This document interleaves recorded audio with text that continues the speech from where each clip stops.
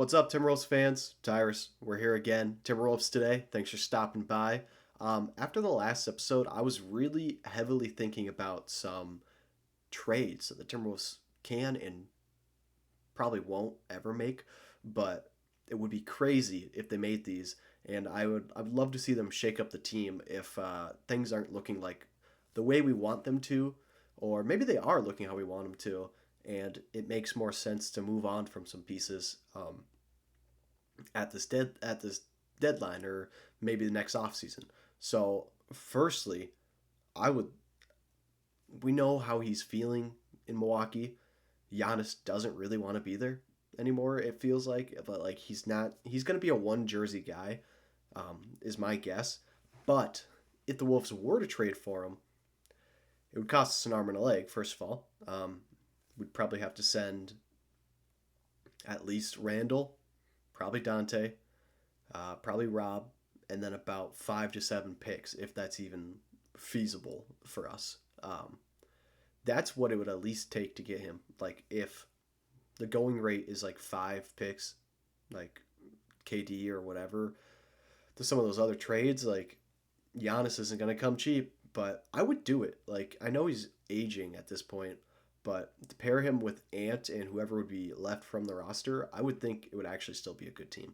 Um, like at that point, you can just kind of surround them with helpers, like supporting players, instead of trying to find a bunch of all star caliber players. To be honest, like Randall was an all star, Jaden's been all star caliber, is going to be this year, is my guess. And then Ant obviously has been an all star, and Rudy been an all star, and Conley's been an all. Yeah, so we got four all stars on our roster, and Jaden, I'll take that. But I don't know. I think the Giannis trade would be at least crazy if they ever decided that, you know what, let's just move on from it all. And Giannis wants out and he's happy coming to Minnesota playing with Ant. Let's do it. I can't think of two polar opposite players between Ant and Giannis. Not in play style. They were both going to drive to the paint and ruin your day there. But Giannis obviously a family man. Ant not necessarily what I would refer to as a family man. But I don't know. Tell me what you guys think of that trade. I mean, it's kind of ridiculous to think about, but it would be fun. It would be a lot of fun, I think. Um, Next, I actually think this one could happen. The Celtics are going to be bad, and I think a lot of it rides on seeing how good Peyton Pritchard is. Sounds like he might be in the starting lineup this year. I don't know if they think that he's good enough to be the starting center. Starting center. What are we doing? Starting point guard. Um, they might look to ship off Derek White, and why don't we get Derek White? You know, let's send him Conley in a first, and we get Derek White back. What's wrong with that? I don't see a problem with it at all. Like Derek White's a guy who plays hard. He'd fit in nicely with like the type of energy that the Wolves have now and the type of players that are there. He's like he's a dog is what I'd list him as. He's a dog. At the end of the day, like that's what the Timberwolves have. They've built the boat out of dogs. Like they're all guys who I feel at one point in their career or life were counted out, and they're all kind of showing that they should not have been counted out. Um,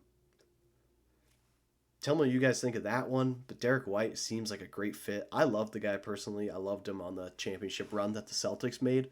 Um, I don't see like a point guard like that for us. Like if we had him and Dante, I'd feel a little more comfortable. I know Mike Conley's good. I know we've done this all summer about Mike Conley, but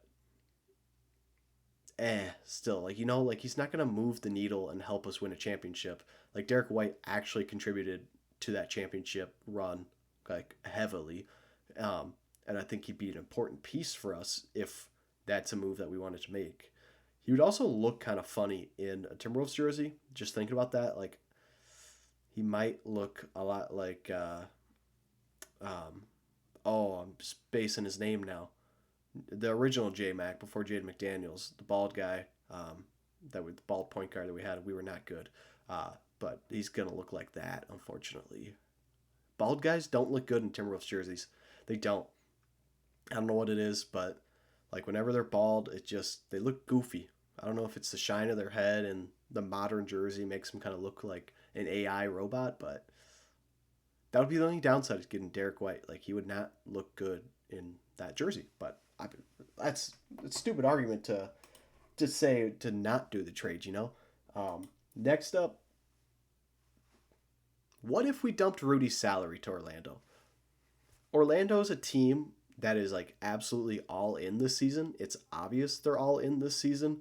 Uh, they don't necessarily have any more picks, but they got some young players that I at least are like interesting to me. Like if we could go get Wendell Carter and I don't even know who they would send to us. Like, but when getting Wendell Carter back at least is like a backup center, and then maybe like I would take Jonathan Isaac and Wendell Carter for Rudy. We'd need some picks and whatever too, and probably give us one of their young guys. Um, I'd take Tristan Da Silva too. Like if those three players in let's call it 3 seconds, like the dump Rudy's salary and get those guys back for it. I think they make a good chunk of money themselves. I don't know if that money would exactly work out, but we get rid of Rudy's salary. Like if it's looking like Nas and Baron J are ready to hold down the fort, like let's just do it. Like let's move on from Rudy and just keep going forward. Like we gotta switch something up.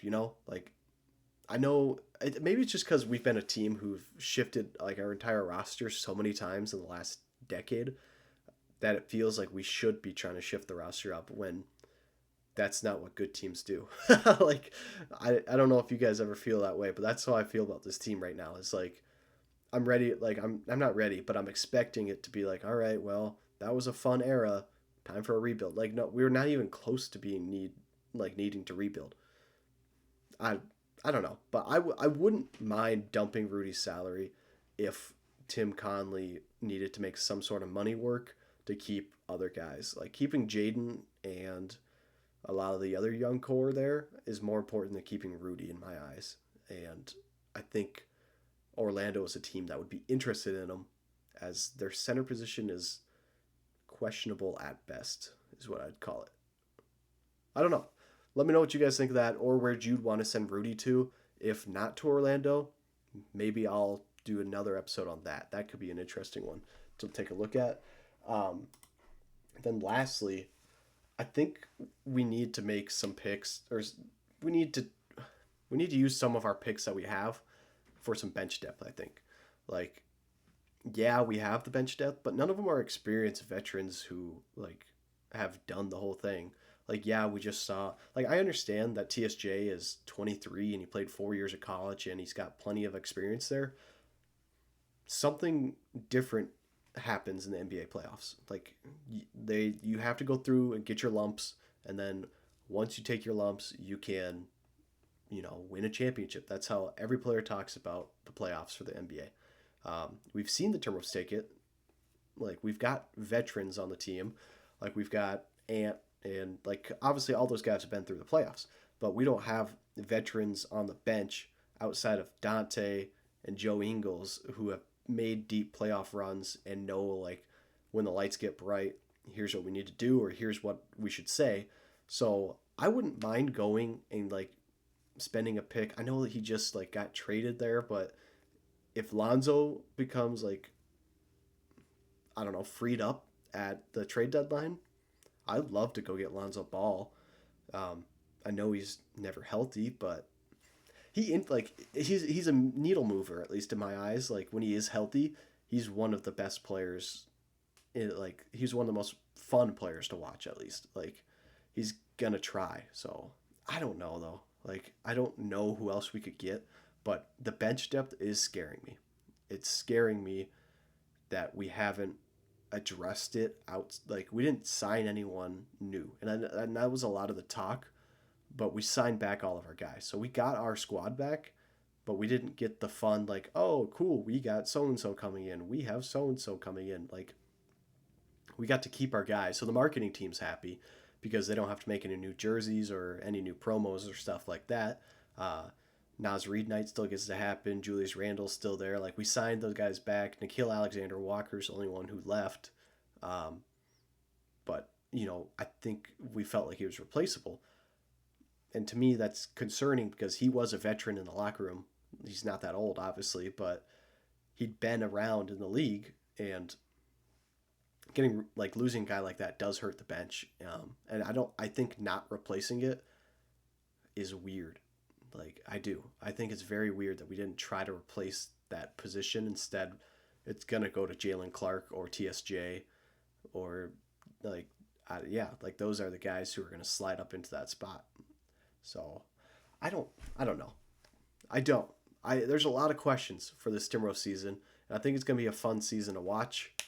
So you guys can tell me what you guys are expecting for the season. If you want to see any more trades or signings or whatever you want the Timberwolves to do, drop it in the comments. Let's go. I'll take a peek at them. We'll talk about it. But until the next episode, take care. I'll see you guys all then.